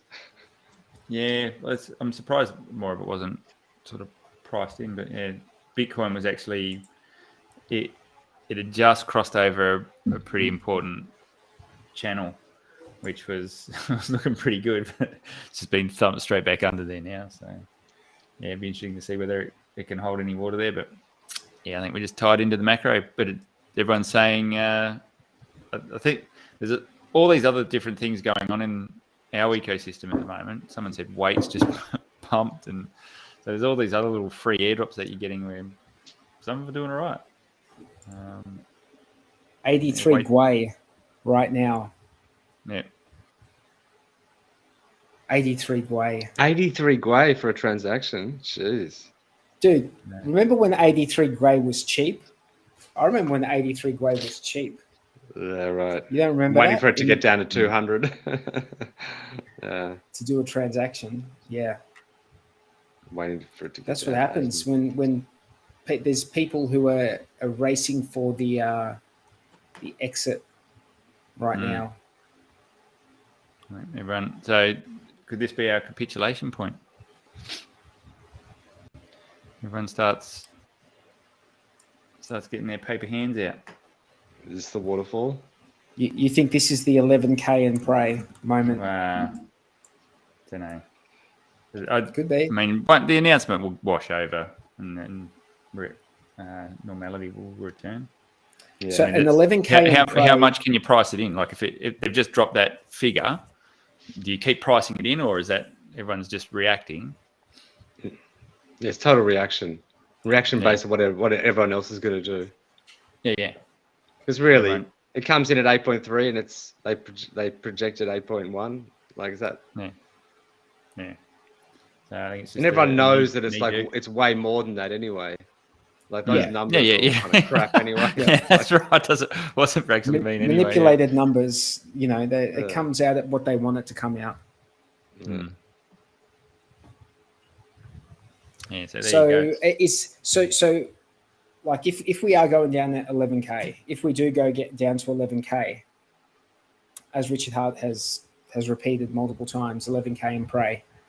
If that does happen, are we going to see like a 50% drawdown in the HEX price as well, or more, or less? Yeah, I don't know, man. Like that's what I'm saying. Like I was surprised that we weren't moving up at all over the last few days when everything else was going up. So just depends what any of the large wallets choose to do, I guess. If they keep bloody hammering it, not much you can do about that. What you made a comment that as long as you've got buyers coming in, and there is like the volume of buyers, like the redistribution that's happening in HEX has been awesome over the past 6 months. For every one sell, there's probably 30, 40 buyers coming in and buying it up. So that ratio has been really, really good. It's just the quantity that the people are snapping up is not soaking up all of that, the sell volume. So it's that redistribution, you've got to have it, and it's really good when you get it. It's painful to go through, but once you get that, that's what builds your floor for the next leg up. So it's just just a part of the cycle you got to go through. All the people buying in at these prices, you know, me included, you know, you don't really want to sell at these prices, do you? You just bought in at these prices, so you want to stake. That's your floor, yeah. Accumulate some more HEX, stake for 7, 10. Say you stake for 7 years, you should maybe triple your HEX in that time, and hopefully the price of HEX also goes up in the meantime. So it's like win-win, assuming you know that plays out in that fashion. Yeah. So I'm just looking through the comments, and it seems that everyone's tinkering with all the new stuff that's come out, and I think the bear market boredom's just gotten to everyone, and they're having a crack at everything now. Yep.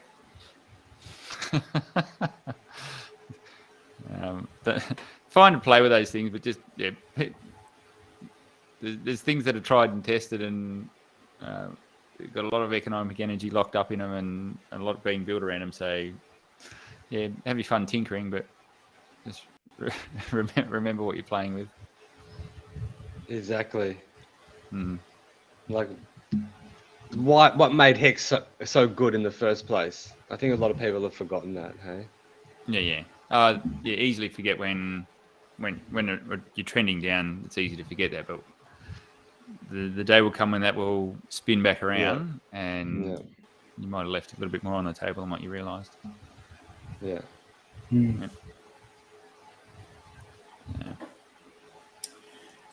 Guys, we've been going for.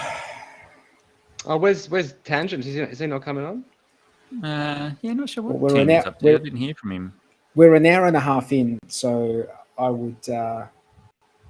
assume he's not coming along this week. That's 3 weeks for Tangent. I think he's decided not to do the HEX Late Show anymore. I think he must be giving YouTube a miss, you know? Yeah. Well, he's all disheartened because his channel got scrubbed. So. Well, I know. Didn't he do another event on the weekend? Oh, really? I'm not sure if it was this weekend or not. It could have been. What time? Can I ask? Like, because here is it in Melbourne? It's 11:15 p.m. Yep. What time is it? Yeah, how many hours difference? 9:15 over here. So we got 3 hours difference. Oh no, 2 hours difference. And where I am, what time is it over here? I'm just slowly watching the sun come up behind Bluey. He got up when it was dark. Yeah. That's very good of you to wake up early, Bluey, and make it. How long are you staying in LA? Do you know? I mean, without doxing your shit. What I'm doing, I think, hopefully just a number of weeks, and I think I want to head back down to Mexico. But I'm not exactly sure. I've got to, I've just got to make. I assume there's a stark difference between the cost in those two places. Yeah. It's pretty expensive here in America, for sure. Yeah. Well, so we definitely don't. Oh, because you've been crashing with other hexagons and stuff down south anyway, haven't you? No, I've been just staying at hotels, pretty much. Yeah. So Par Excellence has asked when bitch tits. That's a good question. Oh, yeah, we've kind of dropped that, haven't we? No, we've been doing it. Haven't we? Yeah.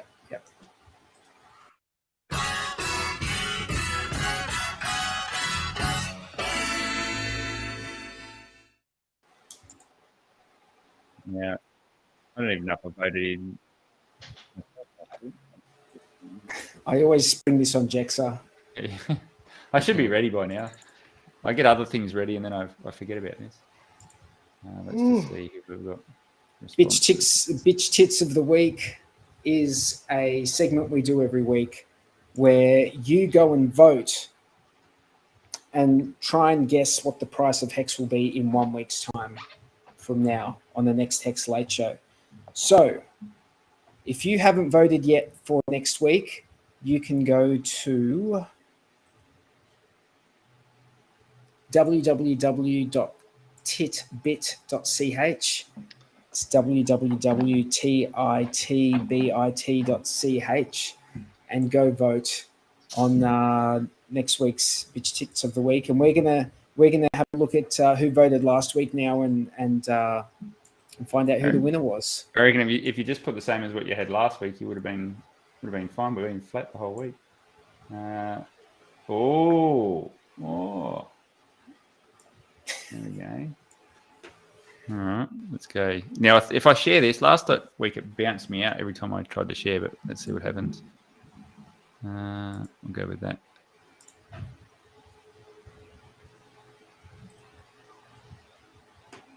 So, you guys are seeing how many people voted? Dingo Wolf.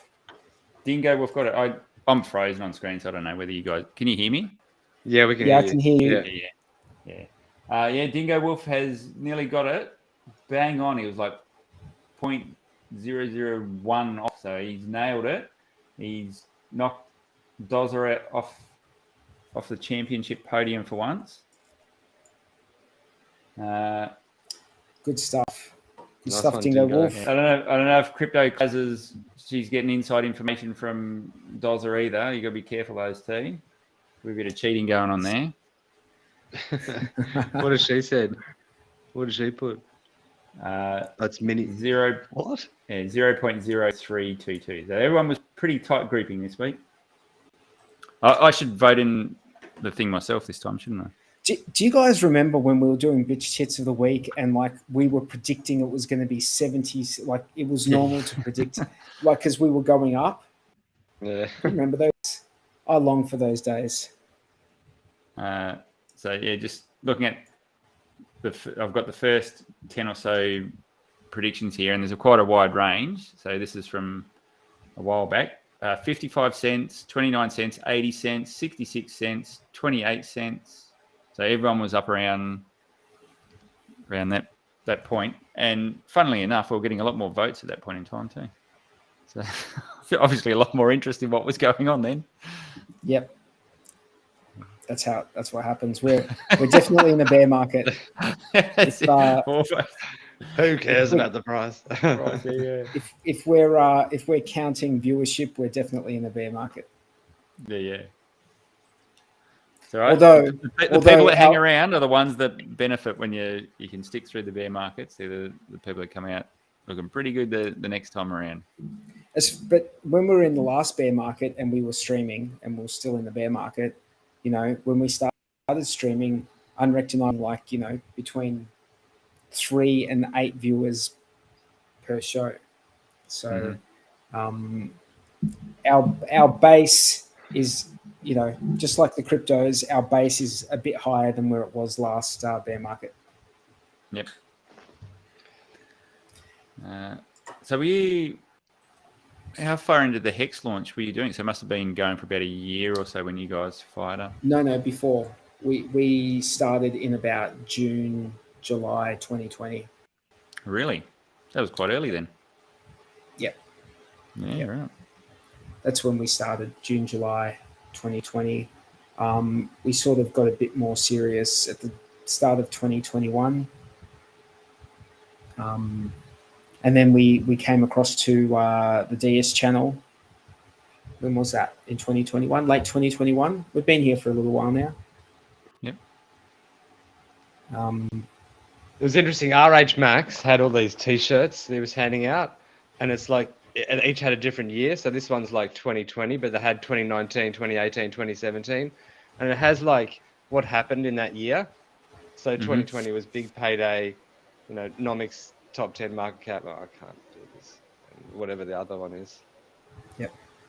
The last one. Oh, Uniswap. But they each have different things that happened in that year, and so you could pick the year that you kind of like found it. That's pretty cool. Yeah. So you were 2020, were you? You were there for day one, were you? No, I only found HEX like in May of 2020. Yeah. And then he started streaming with us in pretty like immediately. July. Yeah. Yeah. You must have been like, who are these two fools on YouTube? I think you put an invitation. You said anyone can come and join, so I just did. And then it was a really weird moment. I just kind of this stranger joining your stream. And you guys are like, who the fuck is this dude? Bro, we were total. I mean, we still are total noobs when it comes to streaming. But when you came on, it might have been our 3rd or 4th stream. Yeah. You know? Yeah. And then you just kept coming back. I just kept coming. I just thought I'll come here now. Yeah. When did we reach out to you? I think I reached out to you, Jaxa. It would have been in 2020. It was early on. We've been doing it for a while now, haven't we? Time's just flown. I can't sort of. I'd have to check our Telegram. I'd have to go back through our Telegram chat and see when I actually asked you. Actually, I might do that now. Hey, I'll give us a definitive date. I think most people that I can see in chat, most of those guys would have been on a stream at one point in time as well, wouldn't they? Just looking through there. So we're a pretty active bunch when it comes to getting our mugs on YouTube. If someone's in chat and they want to drop in one week, let us know. So what are you going to say, mate? I was just going to say, hang on, let me just.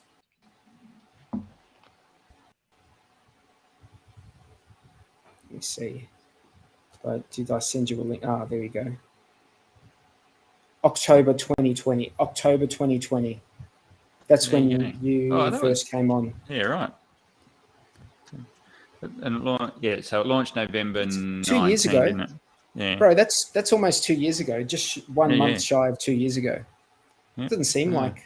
I mean, it does seem like we've been streaming together for a while, but it doesn't feel like. Mate, when I was pushing it all those stakes for 2 or 3 years and beyond, 2 years in crypto felt like an eternity, and I thought this is insane. Locking something up for 2 years or 3 years, but time's gone very quickly. Hey, that is the ultimate. I mean, look, the contract is the contract, but the ultimately, what the HEX contract is doing is it's keeping you in an ecosystem for this period, for an extended period of time. So, very few other ecosystems have that property. That's one of the amazing things about the meetup is, like, when you're hanging out with all of these other hexicans, like, you're going to be seeing them multiple times in the coming years. Like you've just got this, you've been on this journey, but also you're going on this journey with all of these people. Yeah. And it makes it a very different kind of feeling in the room when in your conversations with everybody. Yeah. I mean, and that is something that is somewhat unique to HEX, I would say. Yeah, It's somewhat no doubt. unique because if you're a Bitcoiner, like Bitcoiners don't lock up their Bitcoin. Well, they do. They give it to Mashinsky. Yeah, well, how's that community going?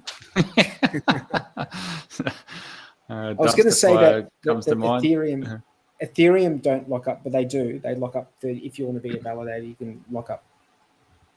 Yes, that's all. To ETH. Mate, there's a lot going on this week. It's going to be, going to be an interesting week.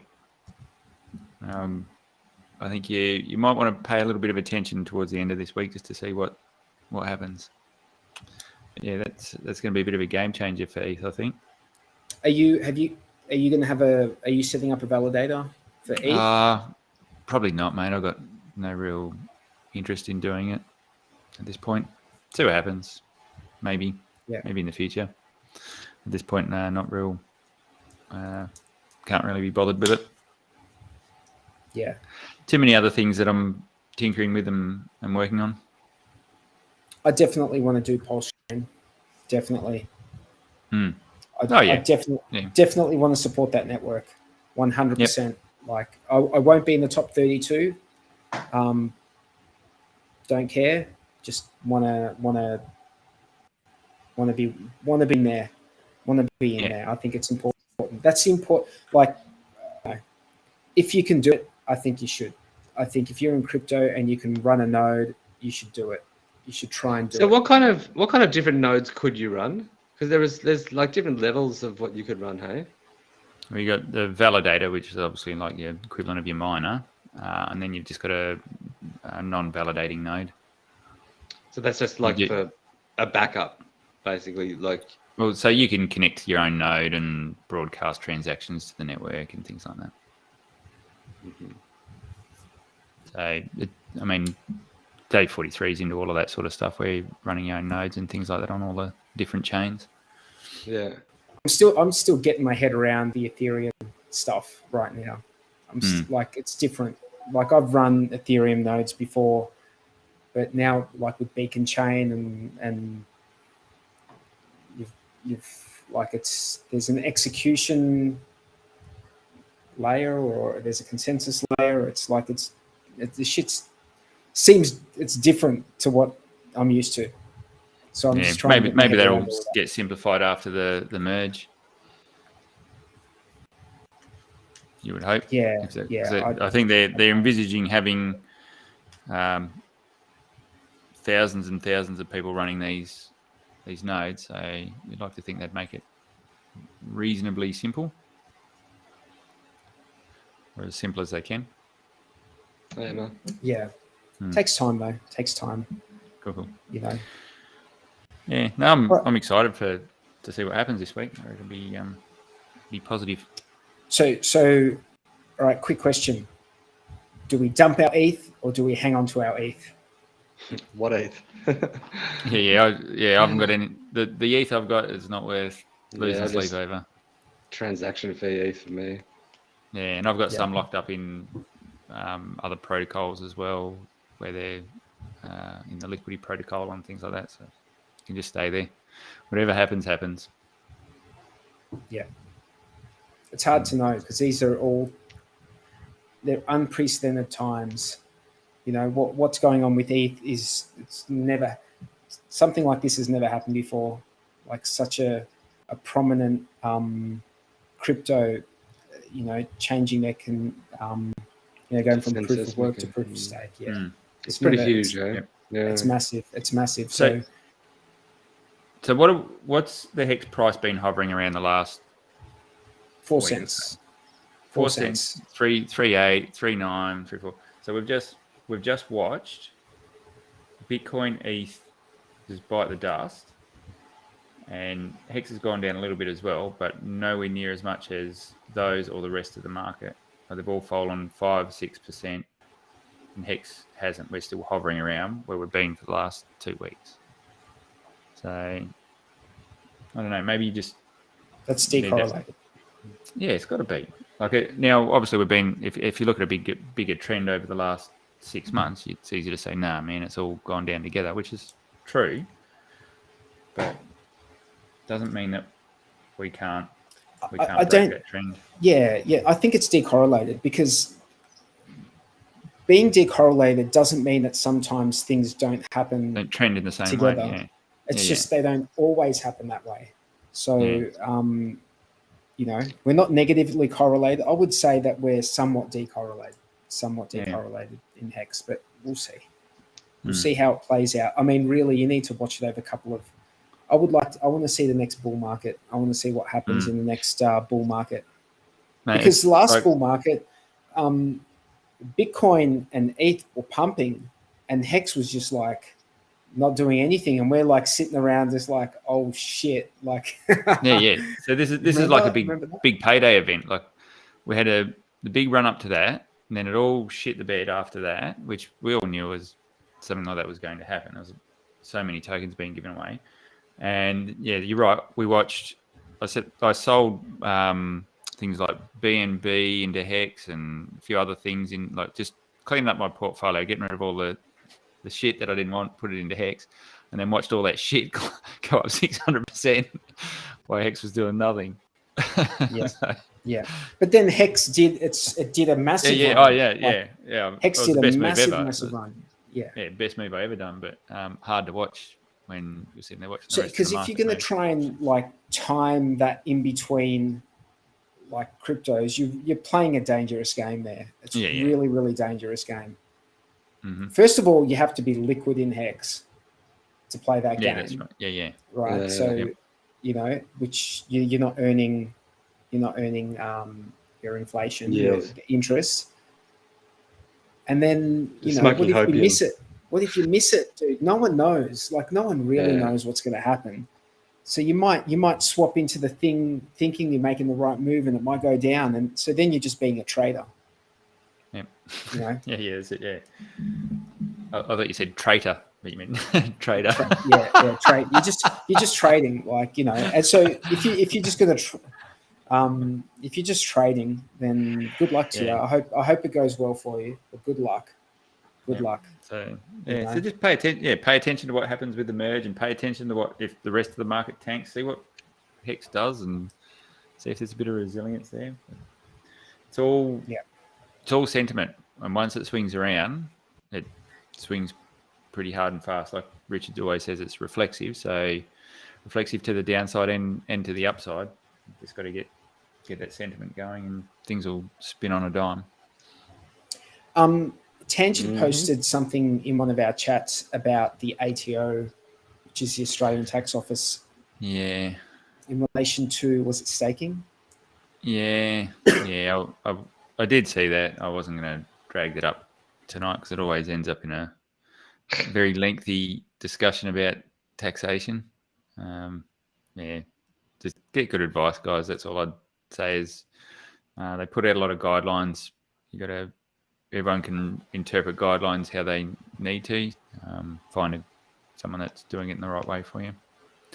Also, because that was specifically related to staking and airdrops, have a look at the stuff relating to mining as well, because you are creating your own coins in HEX. So an airdrop. So with staking, you're receiving tokens potentially that already exist, and you're getting a distribution of that. Yep. With HEX, you are actually minting them when you end your stake. So it's a very technical nuance, but it could be the difference between paying a truckload of tax and paying only capital gains. Are you saying that a miner might be treated favorably in comparison to someone who's earning yield for staking? Yeah, so they use different examples, and and it's when you've got to declare the income and what value it is when you declare it, and airdrops are treated different to staking rewards. But yeah, just understand whether, because Richard goes to great pains for everyone to understand that you are destroying your coins and you are destroying your HEX tokens and reminting new HEX tokens. And that technical nuance may be something that you can hang your hat on. Not tax advice. You got to do things how you want to do them, but just don't. It's hard, hey, because it's like they put guidelines out, and you've got to kind of like interpret them. And that's all they are, man. They're just guidelines. Yeah. Everyone can interpret them how they want. Yeah. So, but yeah. Ultimately, they want you to pay tax. So yeah. If you're interpreting those guidelines as, hey, this means I don't have to pay any tax, you're probably not interpreting them right. You know? No.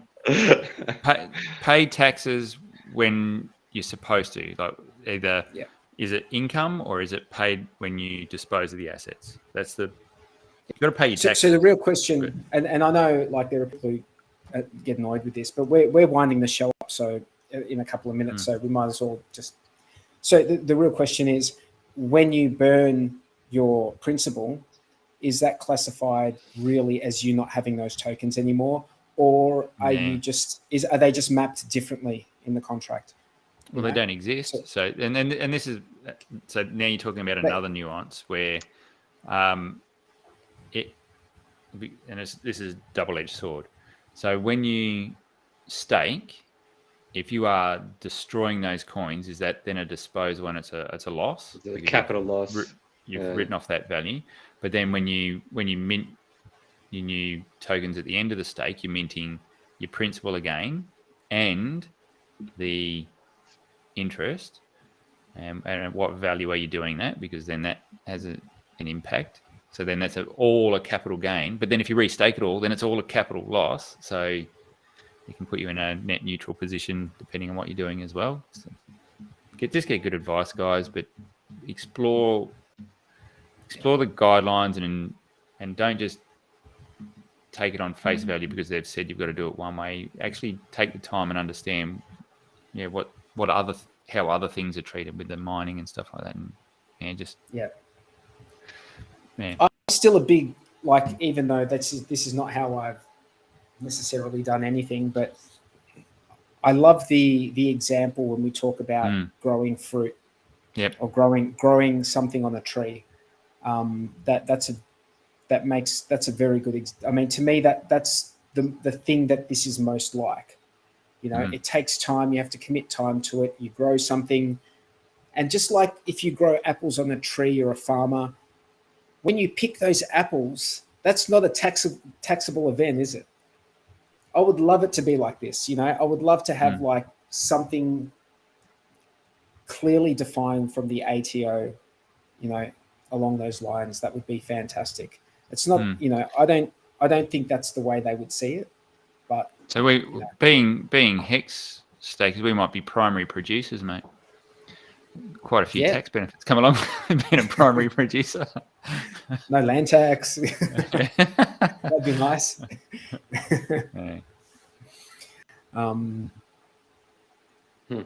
Yeah. Hey guys, any last words?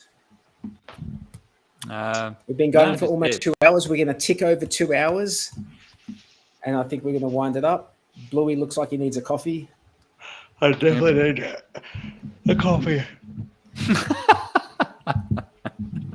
Thanks for getting up and joining us, mate. That was good. Yeah, appreciate it. No last words? No? No, just enjoy the merge. It's going to be fun. If either way, either it turns to shit and it'll be entertaining, or it goes really smoothly, and that's a new phase for crypto, I think. That's big for ETH, and it sets the precedent. And it puts a bit of pressure on Bitcoin as well. Yeah.